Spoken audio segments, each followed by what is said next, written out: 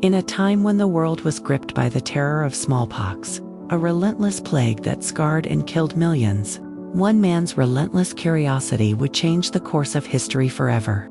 This is the story of Edward Jenner, a humble country doctor from Berkeley, England, whose revolutionary idea would save more lives than any other in human history.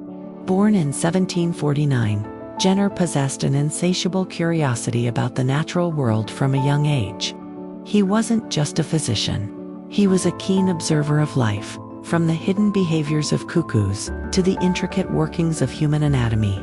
This deep connection to nature would become the bedrock of his greatest discovery.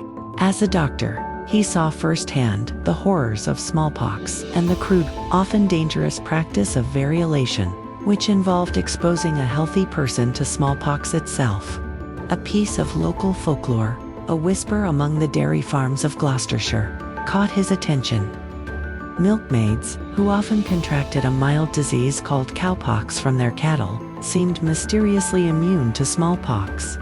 While others dismissed it as an old wives' tale, Jenner saw a pattern. He hypothesized that the pus from the cowpox blisters was somehow providing protection.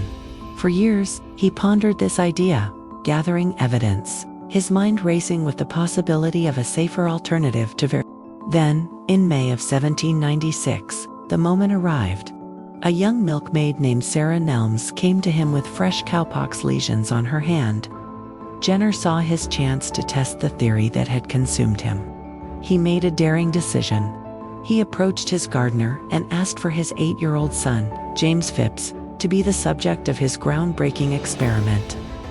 With a steady hand, Jenner took material from Sarah's lesion and inoculated young James. The boy developed a mild fever but quickly recovered. The true test, however, was yet to come. 6 weeks later, Jenner faced the most critical moment of his career.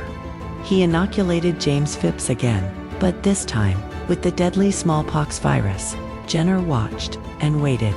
The days ticked by, and miraculously, the boy showed no signs of the disease. He was immune. Jenner's hypothesis was proven. He had discovered vaccination, a term he coined from vacca, the Latin word for cow. He published his findings in 1798, but the medical establishment met his inquiry with skepticism and ridicule. They called his method ungodly and his science a fantasy. But Jenner was undeterred. He converted a small summer house in his garden into the world's first vaccination clinic, offering the treatment for free. He dedicated the rest of his life to promoting vaccination, ensuring it reached the poorest communities. Slowly, the world began to recognize the power of his discovery. Decades after his death, vaccination became compulsory, and the tide began to turn against the ancient plague.